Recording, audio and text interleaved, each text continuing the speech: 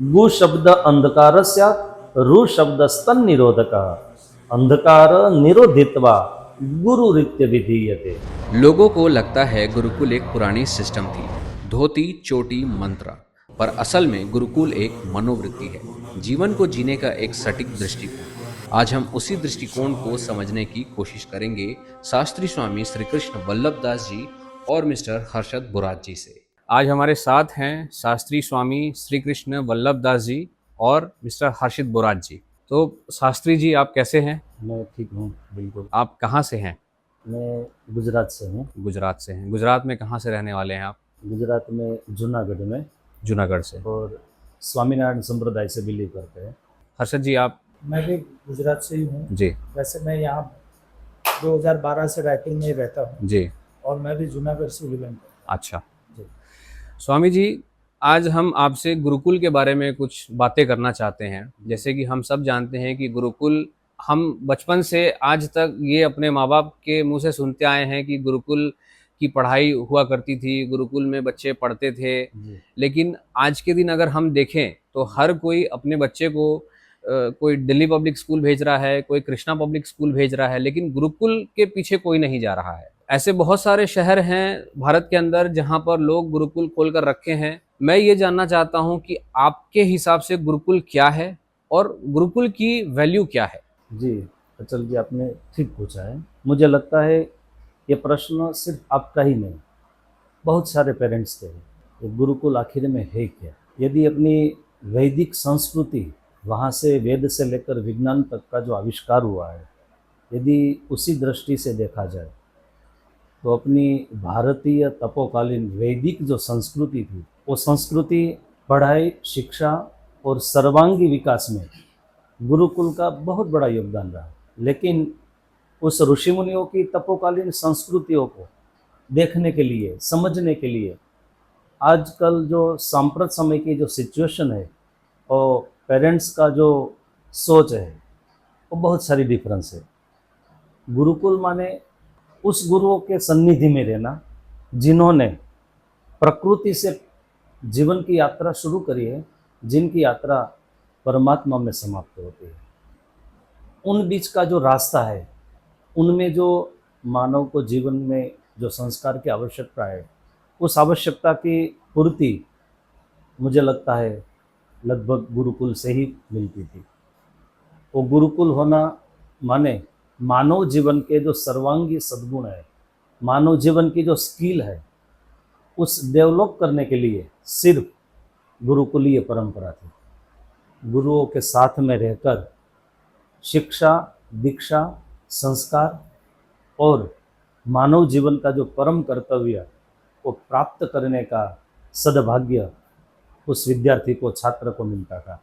यही थी हमारी गुरुकुल की परंपरा। लेकिन आजकल पाश्चात्य संस्कृति की ओर से देखा जाए तो सभी पेरेंट्स यही चाहते हैं, हमारे बच्चे को इंग्लिश कंपलसरी आना ही चाहिए। ठीक है, उनकी सोच इंटरनेशनल लेवल तक, लेकिन यदि मानव जीवन में संपूर्ण विकास की यदि देखना है, संपूर्ण विकास करना है, तो इनके लिए गुरुकुल परंपरा जो नालंदा विश्वविद्यालय थी, भारत के पास दूसरे विश्व युद्ध के प्रारंभ में विदेशी लोगों ने आकर हिंदुस्तान से सोना जवेरात से भी ज़्यादा हमारा वेद उपनिषद उन्हीं को यहाँ से लेकर अपने देश की ओर गए। वहाँ से जाकर संस्कृत का अभ्यास करके आजकल की जो जर्मन की टेक्नोलॉजी है, वो टेक्नोलॉजी भी वेद उपनिषद के आधार पर लिए थे। वही परंपरा गुरुकुल की परंपरा थी। उस गुरुकुल में गुरु अपने शिष्य को यही शिक्षा प्रायः प्रदान करते थे, मानव जीवन में कैसे रहना चाहिए। आजकल के बच्चे के पास सर्टिफिकेट है लेकिन संवेदना नहीं, डिग्री है लेकिन माता पिता, अपने राष्ट्र, अपने संस्कार के प्रति जो सद्भावना होनी चाहिए, आजकल प्रायः लुप्त प्राय होते जा रही है। इसीलिए मुझे लगता है सांप्रत समय में गुरुकुल की ऑक्सीजन की तरह अत्यधिक आवश्यकता है। आपका प्रश्न था गुरुकुल क्यों? गुरुकुल इसीलिए चाहिए, यदि इंसान को प्रकृति के साथ, संस्कृति के साथ, अपने जीवन के बहुमूल्य जो जीवन में परम उपयोगी सद्गुण है उससे यदि जोड़ना हो तो गुरुकुल में जाकर ही शिक्षा प्राप्त की जाती है। इसीलिए गुरुकुल की अत्यधिक आवश्यकता है। आजकल एजुकेशन का मतलब बन गया है सिर्फ मार्क्स और करियर। माँ बाप मार्क्स के पीछे भागते हैं, बच्चे करियर के पीछे भागते हैं। हर कोई यही सोचता रहता है कि मैं उससे आगे बढ़ जाऊं, मैं इससे आगे बढ़ जाऊं। गुरुकुल का अप्रोच इस चीज़ को लेकर कैसे अलग है? गुरुकुल का जो ध्येय है, हम स्वामीनारायण संप्रदाय से बिलोंग करते हैं। गुजरात में स्वामीनारायण संप्रदाय के करीब 250 गुरुकुल चल रहे हैं। गुजरात में तो है ही, विदेशों में भी है। गुरुकुल सबसे अलग इसलिए है, अदर स्कूलों के अंदर जो पढ़ाया जाता है वो सिर्फ रिजल्ट की ओर देखा जाता है। गुरुकुल की जो परंपरा है दीर्घकालीन परंपरा है। एजुकेशन के पश्चात भी उस बच्चा शिक्षा के साथ संस्कार से अलंकृत होकर यदि माता पिता के पास जाएंगे, समाज में जाएंगे, तो वो बच्चा जो काम करेंगे वो सिर्फ अपने स्वार्थ के लिए नहीं करेंगे, वो बच्चा परमार्थ के लिए भी करेंगे। जो ऋषि मुनियों की सूक्ति थी वसुधैव कुटुम्बकम की, वो सूक्ति को सार्थक गुरुकुल में पढ़े हुए बच्चे ही पूर्ण कर सकते हैं। गुरु और शिष्य का रिश्ता गुरुकुल में क्या होता है? गुरु और शिष्य, उन दोनों के बीच जो संबंध है, यदि शास्त्र की दृष्टि से देखा जाए तो गु शब्द अंधकार स्यात्, रु शब्द स्तन निरोधक, अंधकार निरोधित्वा गुरु रीत्य विधीयते। गुरु और शिष्य सिर्फ शिक्षा के क्षेत्र तक ही उनका संबंध नहीं है। गुरु और शिष्य का संबंध इस लोक से लेकर परलोक तक की यात्रा तक का है। उसके बीच परिवार भी उसमें सम्मिलित है, समाज भी है, राष्ट्र भी है। भारतीय ऋषि मुनियों ने जो गुरु परंपरा में गुरु और शिष्य का जो संबंध बताया है वो आत्मा और परमात्मा के जोड़ने तक का संबंध बताया है। इसलिए गुरुकुल में पढ़े हुए छात्र गुरुओं की मर्यादा का, माता पिता की मर्यादा, समाज की मर्यादा का सदैव ध्यान रखता है। इसके अलावा सांप्रत समय में समाज में देखा जाए, आजकल लोग हॉस्पिटल के शीशे भी तोड़ देते हैं, बस अड्डे को जला देते हैं।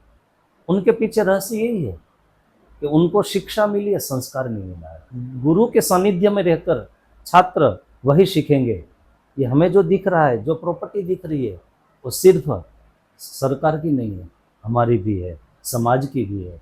यही है गुरु और शिष्य का संबंध।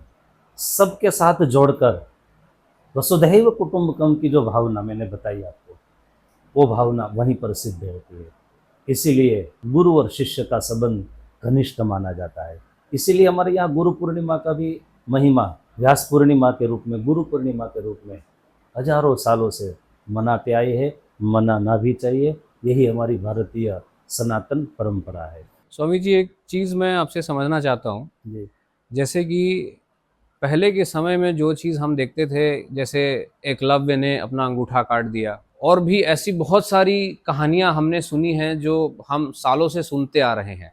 बट आज के ज़माने में अगर आप देखेंगे, एक शिक्षक का और एक बच्चे का जो रिलेशन होता है वो बहुत अलग हो गया है। इस चीज़ को इतना बदलाव आने का कारण क्या है, और इस चीज़ को हम कैसे बदल सकते हैं? वापस अगर हमें उस चीज़ में जाना है, हम वो उतनी वैल्यू, उतना इम्पोर्टेंस अगर अब हम अपने शिक्षक को देना चाहते हैं, अगर हम सारी चीज़ें पहले की तरह चाहें, तो क्या वो पॉसिबल है या फिर वो नहीं है? जी, बिल्कुल पॉसिबल है, क्योंकि हम उसी संस्कार के वारसदार हैं। हमारे लिए इस संस्कृति तरफ जाना, इस संस्कृति को सीखना, इस संस्कृति के प्रति हमें समर्पित भाव रखना सदैव हमारे लिए संभव है। लेकिन समाज उस दिशा को भूलकर, वैदिक संस्कृति को भूलकर आजकल छात्र और शिक्षक का जो संबंध है, मैंने बताया, क्लास तक सीमित रह जाता है। गुरु और शिष्य का जो संबंध है वो जीवंत पर्यंत रहता है, गुरुओं की मर्यादा। तो इसीलिए यदि समाज के पेरेंट्स, माता पिता यदि ये चाहते हैं वही हमें बच्चे मिल जाए जो संस्कृति और संस्कार को लेकर जीने वाला, तो इनके लिए रायपुर का सद्भाग्य है जो स्वामीनारायण संप्रदाय, जो गुजरात में शिक्षा, संस्कार का और राष्ट्र के लिए समर्पित भाव से जो कार्य का गुरुकुल कर रहा है। यदि यही रायपुर में श्री सहजानंद इंटरनेशनल स्कूल माने गुरुकुल के माध्यम से यहाँ पर एक गुरुकुल की शुभ शुरुआत होने जा रही है। यही संस्कार, यही शिक्षा, यही समर्पण, सभी का संगम ये सहजानंद इंटरनेशनल गुरुकुल के माध्यम से रायपुर में ही मिलने वाला है। ये जो स्कूल ओपन होने वाला है जी। आपका, इस स्कूल को रायपुर शहर ही क्यों चुना गया? रायपुर इसीलिए चुना गया, छत्तीसगढ़ की राजधानी के लिए नहीं। यदि रामाय रामभद्राय रामचंद्राय वेदसे रघुनाथाय नाथाय सीताया ततेन, भगवान राघव की ये भूमि है, माँ कौशल्या की भूमि है, तो उसी माध्यम से देखा जाए तो यह संस्कार की भूमि है, यह संस्कार की नगरी है।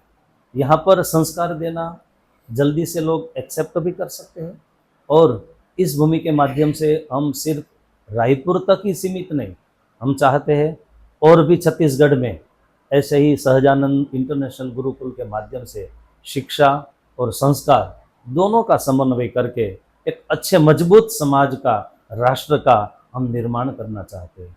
क्यों? पूरे विश्व का नेतृत्व करने का सामर्थ्य इस हिंदू संस्कृति के पास है, ऐसा और कहीं हमें देखने को नहीं मिला। इसीलिए मुझे पूरा विश्वास है, गर्व है ऐसी संस्कृति की, ऐसे संस्कार की, ऐसे गुरुकुल की हर एक कस्बे में, हर एक तहसील में, हर एक जिले में, हर एक राज्य में इस गुरुकुल की अत्यधिक आवश्यकता है। क्या आप गुरुकुल को दूसरे और भी राज्य में चालू कर रहे हैं? हाँ, ये सहजानंद इंटरनेशनल जो गुरुकुल है उसकी सोच बहुत लंबी है। यहाँ छत्तीसगढ़ में भी और भी राज्य में भी गुरुकुल परंपरा को निर्माण करके हम यही वैदिक संस्कार गेहे गेहे जने जने हर समाज तक, हर घर तक पहुँचाना चाहते हैं। उस संस्कार को पहुँचाने के लिए हमारे पास माध्यम सिर्फ शिक्षा है। उस बच्चे को, जो छोटे से बच्चे में यदि शिक्षा के साथ संस्कार आ जाएगा तो वो बच्चा राष्ट्र, समाज सभी के लिए समर्पित भाव से सदैव कार्यरत रहेगा। आपको नहीं लगता कि आजकल के बच्चे डिसिप्लिन के पीछे इतने ज़्यादा फोकस्ड नहीं हैं और उन लोग एक डिसिप्लिन लाइफ जीना नहीं चाहते हैं, लेकिन जब बात गुरुकुल की आती है तो उनको कहीं ना कहीं ये डर भी होता होगा कि गुरुकुल में बहुत ज़्यादा डिसिप्लिन पर फोकस किया जाता है और कहीं इस कारण से भी बच्चे पीछे हट जाएं, तो उसके लिए आप क्या कहना चाहते हैं? गुरुकुल की प्रारंभिक शिक्षा वही होती है, संयम, अनुशासन, और शिक्षा की शुरुआत किताबों वाली नहीं, प्रैक्टिकली शिक्षा दी जाती है। गुरुओं की मर्यादा का पालन करना, प्रातः काल में ब्राह्म मुहूर्त में जगकर अपने स्नानादि क्रिया के साथ तुरंत भगवान की आराधना करना, अपने मन को एकाग्र करके भगवान में जोड़ने से साथ साथ जब मन एकाग्र होगा तो पढ़ाई में भी मन अपने आप लगेगा। जब पढ़ाई में मन लगेगा तो जब मन एकाग्र होने के बाद तो फिर छात्र जो भी चीज़ हासिल करना चाहते हैं वो उनके लिए सहज हो जाएगी। पढ़ाई के अलावा गुरुकुल में और क्या क्या सिखाया जाता है? बच्चों का दिनचर्या वहाँ कैसा होता है? गुरुकुल में प्रारंभिक शुरुआत प्रार्थना से लेकर बच्चे को शिक्षा तो दी ही जाती है, साथ में साथ बच्चे को सर्वांगी विकास के लिए, हर एक स्किल को डेवलप करने के लिए उसके पीछे एक स्पेशल टीम रहती है। क्लास में तो उसे शिक्षा दी ही जाती है, इसके अलावा हर एक बच्चे की जो स्किल है, स्किल के अनुसार उस बच्चे को आगे लाने के लिए उनके लिए स्पेशल उस बच्चे की शिक्षा देकर उस बच्चे को उनकी स्किल को आगे लाते हैं। तो बच्चे गुरुकुल में पढ़ने के पश्चात वो जिस तरीके के बच्चे, कोई साइंटिस्ट बनना चाहता है, कोई इंजीनियर बनना चाहता है, कोई बच्चे इस देश के लिए समर्पित भाव से इस देश की अखंड अस्मिता को सुरक्षित के लिए सैनिक भी बनना चाहता है, तो वो भी शिक्षा इस गुरुकुल के माध्यम से उसे पूर्ण की जाएगी। कई सारे स्कूल में देखा जाता है कि जो क्लास होता है उस क्लास में बच्चों को ग्रेड वाइज बांट दिया जाता है। जैसे कुछ बच्चे होते हैं जो 90% से ऊपर आते हैं तो उनका अलग सेक्शन होता है, कुछ बच्चे होते हैं जिनका 60% से ऊपर आता है तो उनका अलग सेक्शन होता है, और कुछ बच्चे होते हैं जिनका 40%, 45%, जिनको रिजल्ट के टाइम पर एज अ प्रमोटेड पास किया जाता है, उनका सेक्शन अलग होता है। गुरुकुल में इस चीज़ को लेकर कैसे मैनेज किया जाता है? क्या आपके यहाँ भी बच्चों को अलग अलग डिवीज़न में उनके ग्रेड के हिसाब से बांटा जाता है, या फिर आप हर एक बच्चों को एक सही नज़र से देखकर और हर एक बच्चे के पीछे लगकर उनकी उनकी उनकी जो इम्पोर्टेंस है, टैलेंट है, उसको हाईलाइट करते हैं, कैसे उस चीज़ को आप लोग मैनेज करते हैं? गुरुकुल का उद्देश्य सिर्फ इकोनॉमी नहीं है, गुरुकुल का उद्देश्य ही संस्कार है। हम और किसी की आलोचना नहीं करना चाहते, लेकिन ये समाज के लिए और राष्ट्र के लिए ये संकेत अच्छे नहीं है, क्योंकि ये ईश्वर की बनाई हुई सृष्टि है। उसमें हर एक क्षेत्र में सब इंसान समान नहीं बन पाते। तो इसीलिए जिस बच्चे में जैसी स्किल है उसको समानता के रूप से, जिस बच्चे पढ़ने में थोड़े से कमज़ोर है उनको स्पेशल ट्रीटमेंट देकर, स्पेशल शिक्षा देकर, उन बच्चे को प्रमोट करके उस बच्चे को उनके साथ साथ चलने के लिए उसे साहस भी दिया जाएगा। उसको साथ साथ में उसे आगे बढ़ने के लिए उसकी स्पेशल क्लास भी चलाई जाएगी। मैं गुरुजी से ये समझना चाहता हूँ और हर्षद जी आपसे भी कि संस्कार और स्पिरिचुअलिटी एजुकेशन फील्ड में क्या मायने रखता है? एजुकेशन और क्वालिटी दो चीज़ को यदि बांटा जाए, यदि सिर्फ एजुकेशन की दृष्टि से देखा जाए तो फिर वो इकोनॉमी की ओर हो जाएगा। उद्देश्य सिर्फ एजुकेशन का परसेंटेज नहीं है। एजुकेशन का मतलब हमारे जो वैदिक परंपरा में छात्र, गुरु और शिष्य और गुरुकुल की जो परंपरा थी उसमें प्रायः यही परंपरा थी, बच्चे को सभी प्रकार की शिक्षा देना, चाहे किताबों की शिक्षा हो, चाहे अपने बॉडी का विज्ञान हो, चाहे एटमॉस्फेयर का विज्ञान हो, चाहे नभमंडल का विज्ञान हो, चाहे प्रकृति का विज्ञान हो।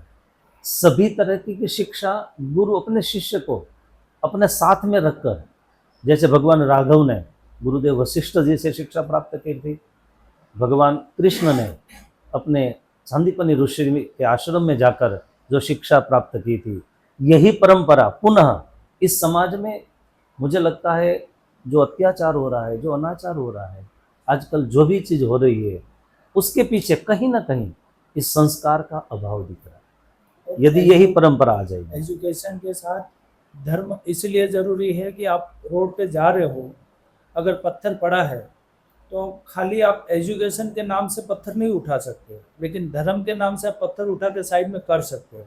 इसीलिए दोनों भी जरूरी है। आपके हिसाब से बच्चों को जो रिजल्ट आते हैं, आपके हिसाब से मार्क्स ज़रूरी है? कितने ज़रूरी हैं? जो बच्चे पढ़ाई लिखाई में तेज़ नहीं हैं, जो चाहते हैं कि हम पढ़ना लिखना नहीं चाहते हैं, क्या उन बच्चों को भी हम गुरुकुल में पढ़ा सकते हैं? उस बच्चे को भी पढ़ाना जरूरी इसीलिए है, उन्हें भी जीने के लिए आजीविका की आवश्यकता होती है। उस बच्चे में भी ईश्वर का किया हुआ निर्माण है। उस बच्चे में कोई ना कोई स्किल तो ईश्वर ने अवश्य रखी है। तो उस स्किल को भी हम डेवलप करके उस बच्चे को भी हम जीवन में आगे ले जा सकते हैं। आपके लिए गुरुकुल का असली सार क्या है, जो हर माँ बाप को समझना चाहिए?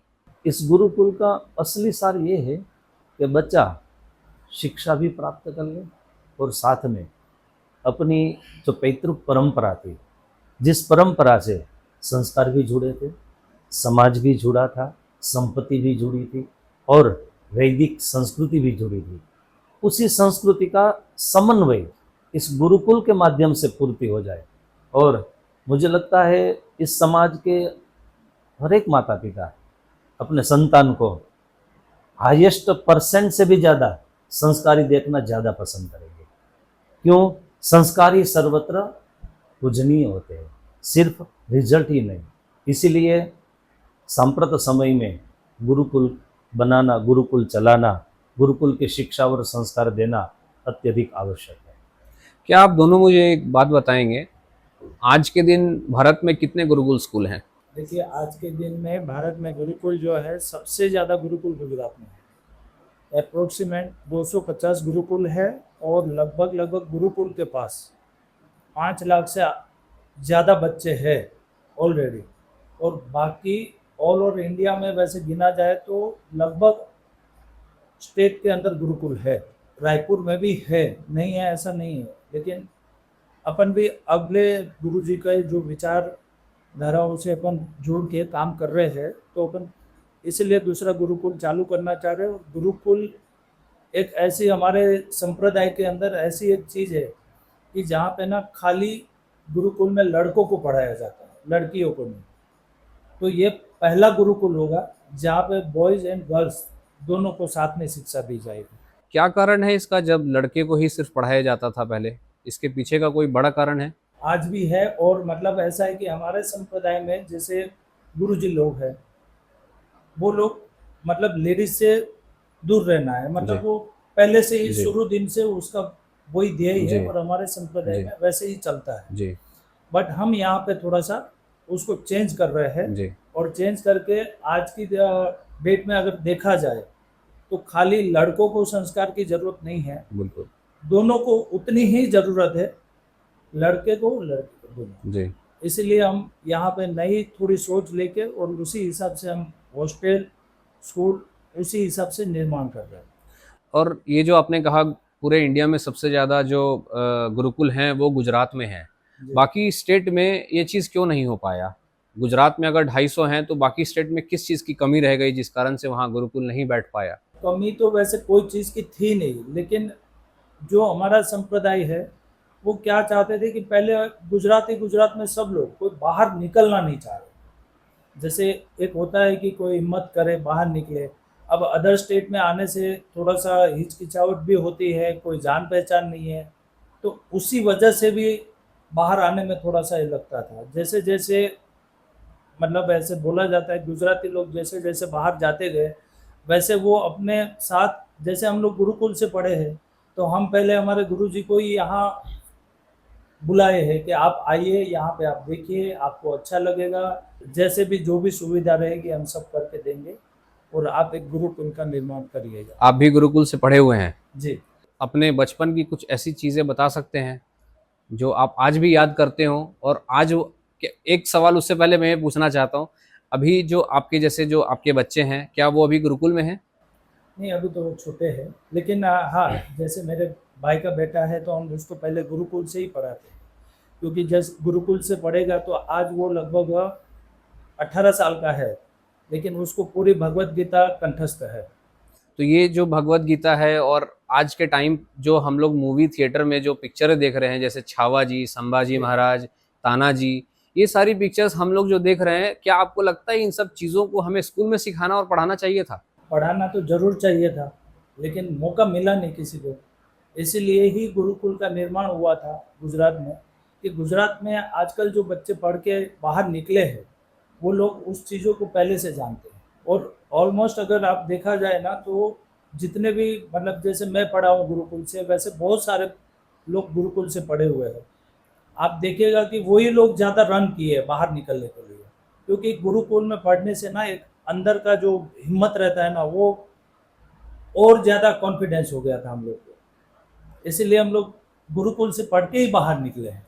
आपके हिसाब से मेजर डिफरेंसेस क्या हैं जो बच्चा गुरुकुल से पढ़कर निकलता है और जो नॉर्मल स्कूल से पढ़कर निकलता है? डिफरेंस ये होता है कि जो नॉर्मल स्कूलों में पढ़ते हैं ना, ये लोग खाली मार्क के पीछे भागते हैं। हमारे मार्क नहीं आते थे, लेकिन हमको पूरा ट्रेन किया जाता था कि आपको कितने बजे उठना है, आपको क्या करना है। आज भी हम वही डिसिप्लिन में चलते हैं। भाई हमारे माँ बाप मम्मी पापा आए हैं तो हम पहले उसके पैर छूते हैं, बड़ा भाई आया है ना तो बड़े भाई का भी पैर छूते हैं। लेकिन आज के बच्चों में वो नहीं है। आज के बच्चे तो गुरुजी को भी देख के ना दूर से ऐसे करके चले जाते हैं, और हमको वही डिफरेंट लग रहा है कि खाली हम लोग को मार्क के पीछे भागना नहीं था, हमको पूरा डेवलप किया। क्या आपको लगता है छत्तीसगढ़ के बच्चे ये सब चीज़ को एक्सेप्ट करेंगे? मेरे को 200% भरोसा है कि छत्तीसगढ़ के बच्चे नहीं करेंगे, लेकिन छत्तीसगढ़ के जो पेरेंट्स है, बच्चों के पेरेंट्स है, वो इसको ज़्यादा एक्सेप्ट करेंगे। स्वामी जी, आपकी पढ़ाई कहाँ से हुई है? मेरी पढ़ाई संस्कृत में हुई है, और गुजरात में कैपिटल ऑफ गुजरात माने गुजरात की राजधानी गांधीनगर में। वहाँ मेरे विद्या गुरु जो संस्कृत के प्रकांड विद्वान हैं, और उनके सानिध्य में रहकर मैंने करीब 8 साल तक संस्कृत की पढ़ाई करी, जिसमें शिव महापुराण है, भगवत जी है, भगवत गीता है, विदुर नीति है, अपनी जो भारतीय संस्कृति के जो शास्त्र है उनकी पढ़ाई करी है। उस पढ़ाई का प्रचार और प्रसार करीब में 25-27 साल से लंदन, पूरे यूरोप, अफ्रीका, वहाँ पर जाकर इस अपने भारतीय संस्कृति के जो संस्कार है, जो वैदिक साहित्य है, उनका हम प्रचार और प्रसार कर रहे हैं। 25 साल का इस अनुभव के पश्चात मुझे लगता है भारतीय संस्कृति का आज भी स्थान सबसे उन्मुख है, उनके पीछे रीजन सिर्फ संस्कार है। पाश्चात्य देशों में भौतिकता की कोई कमी नहीं है, साइंस के आविष्कार की भी कोई कमी नहीं है, टेक्नोलॉजी की सुविधा भी प्रतिदिन में हर रोज मार्केट में नए लॉन्च होती है, लेकिन भारतीय संस्कृति का जो संस्कार है उसके पीछे एक वैदिक सूक्ति है, विद्या या अमृतम अश्नुते। जिसके पास विद्या है, विद्या माने विद्या के भी कई प्रकार होते हैं। मॉडर्न विद्या, जिस विद्या आप उसके माध्यम से पैसे कमा सकते हैं, लेकिन आपने कमाए हुए पैसे के पीछे आपकी नज़रिया कैसी होनी चाहिए, उस पैसे के पीछे आपका रहस्य क्या होना चाहिए, ये शिक्षा प्रायः वैदिक संस्कृति से प्राप्त हो सकती है। तो विद्या यहाँ अमृतम अश्नुते, वेद की सूक्ति अचल जी मुझे लगता है जिन्होंने गुरु जी के सानिध्य में रहकर, गुरुकुल में रहकर इस विद्या का जो अभ्यास किया है, उसका मतलब है विद्या यहाँ अमृतम अश्नुते माने वो अमृत का पान करने वाला है। अमृत माने उस स्वर्ग का अमृत ही नहीं, अपने ऋषि मुनियों का जो विचार था, इस गुरुकुल में पढ़े लिखे और संस्कार प्राप्त किए हुआ बच्चे को इससे जो संस्कार से जो सम्मान मिलेगा, वो जिस क्षेत्र में जाएंगे उस क्षेत्र में उसको सम्मान इसीलिए मिलेगा कि उसके पास शिक्षा के साथ साथ संस्कार है, जो संस्कार उसको विनम्र बनाता है। उस विनम्रता की वजह से वो विद्यावान सर्वत्र पूज्यते, जिसके पास ये विद्या संस्कार वाली है, वो जिस विश्व के कोने में जाएंगे वहाँ उसका अवश्यमेव सम्मान होगा। आज भी स्वामीनारायण गुरुकुल में पढ़े लिखे बच्चे इस देश की सुरक्षा भी कर रहे हैं, साइंस और टेक्नोलॉजी में, एयर स्पेस में भी काम कर रहे हैं, लेकिन वहाँ जाने के पश्चात भी वो लोग अपने माता पिता के, अपने ऋषि मुनियों के संस्कार को अभी तक नहीं भूले। वो प्रातः काल में भगवान की पूजा करना, आराधना करना, जिसको आज सांप्रत समय में हम मेडिटेशन कहते हैं, ध्यान कहते हैं, वो परंपरा अपने ऋषि मुनियों ने प्रातः काल से लेकर सायं की शयन कक्ष तक की जो सुविधाओं उन्होंने बताई थी, उसमें संस्कार भी आते थे, शिक्षा भी आ जाती थी। तो वही परंपरा को पुनः प्रस्थापित करने के लिए इस रायपुर में हम सहजानंद इंटरनेशनल गुरुकुल के माध्यम से यहाँ अगली साल शुरू करने जा रहे हैं, जिसके माध्यम से समाज में शिक्षा और संस्कार अवश्य प्राप्त होगा। आपने जैसे बताया कि आप अफ्रीका, यूरोप, लंदन सभी जगह गए हुए हैं, तो मेरा ये मानना है कि वहाँ पर आप जब जाते हैं तो किस टाइप का कार्यक्रम वगैरह कराया जाता है आपके द्वारा? विदेशों में हम जाते हैं तो वहाँ पर रहने वाले लगभग भारतीय सनातन संस्कृति के, वहाँ स्वामीनारायण मंदिर भी है, राम जी मंदिर भी है, भगवान शिव जी का भी मंदिर है।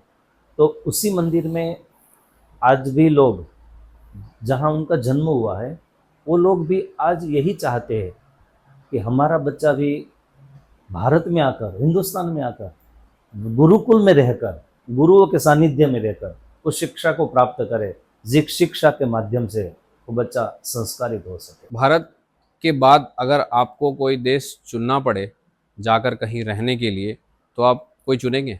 लगभग नहीं मैं सुन सकता।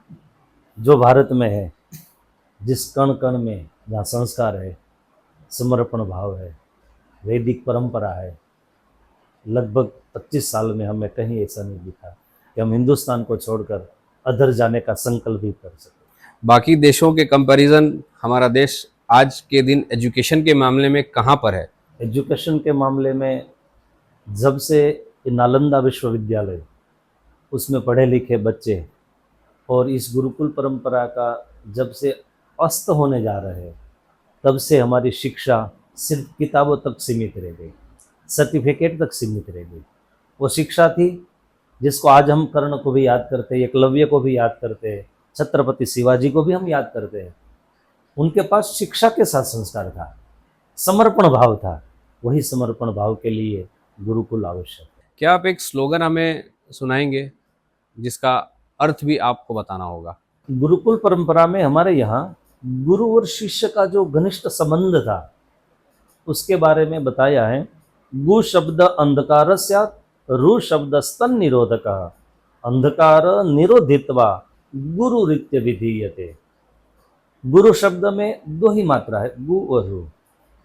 तो प्रथम वर्ण जो है वो गु शब्द अंधकार स्यात्, शिष्य के हृदय में भीतर जो रहा हुआ जो अंधकार है, उस अंधकार को गुरु अपने ही साधना के माध्यम से, रु शब्द स्तन निरोधक, साधना और अपना संयम के माध्यम से, जो गुरु जी के पास वो सेवा है उनके माध्यम से शिष्य के भीतर रहा हुआ अंधकार को दूर कर कर शिष्य को, अपने छात्र को जीवन का सही मार्ग दिखाए, उसी को हमारे यहाँ गुरु शब्द कहलाते थे। इसीलिए कहा गुरु रित्य विधीयते, इसीलिए गुरुओं को प्रणाम किया जाता है, इसीलिए सत्कार्य के प्रारंभ में गुरु जीवों का स्मरण किया जाता है। यही है हमारी गुरुओं की और शिष्य की परंपरा।